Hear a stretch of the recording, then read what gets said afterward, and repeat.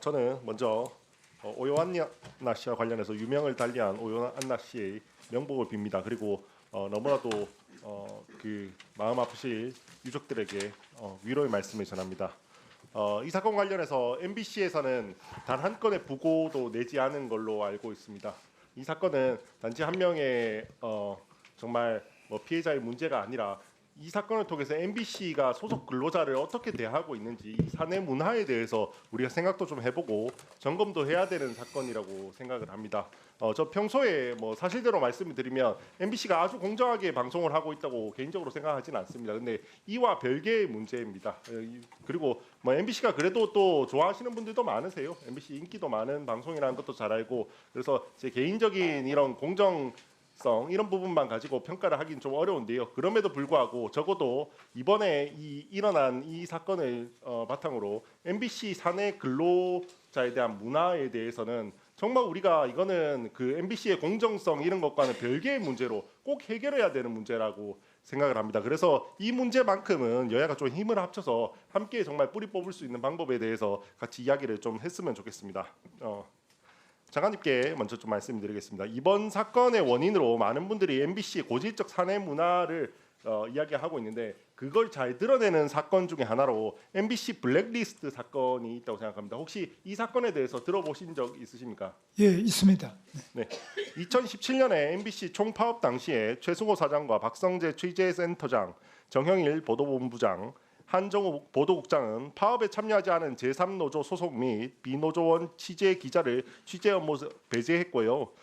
그런 과정에서 그냥 교묘하게 하지도 않습니다. 굉장히 노골적으로 표시가 나게 이야기를 합니다. 그때 했던 인터뷰들을 들어보면요, 어떤 놈들이 어떤 이름으로 이상한 리포트를 내는지 다 보고 있으며 적어놓고 있다.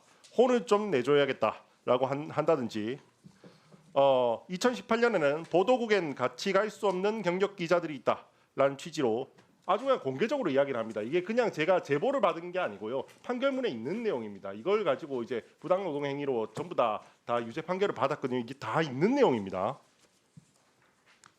당시에 보면 실제로 파업에 불참한 취재기자 88명 중 22명이 해고되고 명예퇴직, 정년퇴직 등으로 회사를 떠났고, 남은 66명의 기자들 역시 정상적인 취재기자 업무에서 부여받지 못했습니다. 또한 해당 센터의 소속 취재기자 노조 비율은 127명 중 언론 노조원 66명, 제3노조원 24명, 비노조원 37명에서 총 105명 모두 언론 노조원으로 구성으로 바뀌게 되었습니다. 판결문에 따르면 제3노조는 굳이 다른 걸 한 것도 아닙니다. 딱 하나입니다. 판결문에 따르면 그냥 정치 파업에는 우리가 참여하지 않겠다 이렇게만 했습니다. 그냥 우리가 근로조건에 대한 파업에는 우리가 참여할 수도 있는데, 그때 당시에 파업 내용이 사장이 잘못됐다 이런 거였거든요. 그러니까 그런 정치 파업에는 참여하지 못하겠다고 했는데, 그 이후에 아주 노골적으로 직무 배제와 괴롭히는 행위들을 했습니다. 구체적인 직무 배제하고 괴롭힌 행위들을 보면요, 부서 배치를 하지 않거나 언론 검색, 날씨 단신 작성 등 형식적 업무를 부여하고 실질적인 취재 업무를 못하게 한다든지, 영상 편집 업무, 뉴스 영상 색인 작업, 인터뷰 스크립트 작성, 중계차 연결 업무 등 기존의 취재 기자가 하는 내용이 아니라 파견직, 계약직, 중계 PD가 하던 이런 업무들을 그냥 강제 배정을 시켜버리는 그런 행태를 합니다. 이게 저는 뭐가 문제가 있다고 생각하냐면요, MBC는 굉장히 노골적으로 다른 사람들을 괴롭혀도 된다라는 이런 문화가 자리 잡혀 있다라는 생각을 많이 합니다. 물론 조금 생각이 다를 수가 있어요. 우리도 모든 직장에서 약간씩은 생각이 다른 사람들도 있고, 때로는 껄끄러울 때도 있고 그럴 때가 많이 있습니다. 그럼에도 불구하고 그렇게 노골적으로 누군가를 괴롭히는 문화가 자리 잡힌 경우는 잘 없거든요.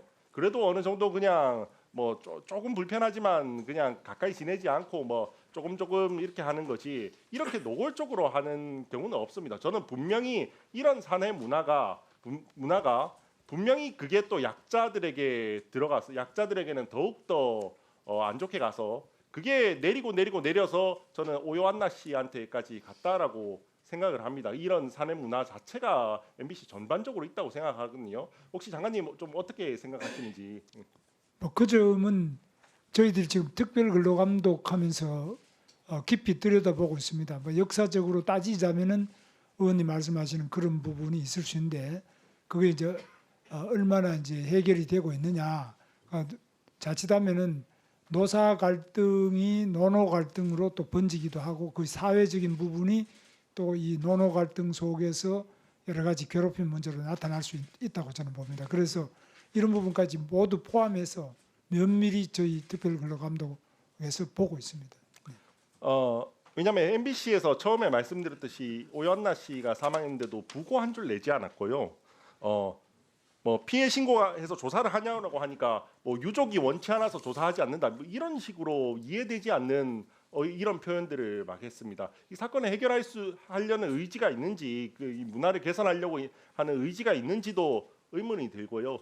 저희가 자꾸 청문회를 이야기하는 이유는 하나입니다. 저는 이 사건이 자칫 고용노동부의 근로감독이 그냥 몇 명 그냥 기상캐스터들 선배 기상캐스터들의 일탈로 그냥 치부되고 그 사람들에게만 징계하고 그렇게 끝나는 게 아니었으면 좋겠습니다. MBC 전반적인 저는 근로 문화에 대해서 더 나아가면 저는 방송계 전체의 근로 문화를 좀 개선시키는 것으로 나아가야지만 된다고 생각하거든요. 그게 저희가 오연나 씨에게 그나마 할 수 있는 보답이라고 저는 생각을 합니다. 그래서 그렇게 하려면 많은 국민들이 알아야 합니다. 많은 국민들이 알아야 하고 많은 제보도 받아야 하고요. 그래서 그게 문화를 개선하는 쪽으로 나아가야 한다고 생각을 하거든요. 그래서 여기 계신 우리 위원님들께서도 이 사건에 대해서만큼은 적어도 뭐 너무 어떠한 고려를 하지 않고 힘을 모아 주실 것을 좀 요청을 드리고요. 그리고 마찬가지로 고용노동부에서도 마찬가지로 힘을 좀 모아서 단순히 그냥 작은 오연나 씨만의 문제로 볼 게 아니라 정말 근로 문화 자체를 좀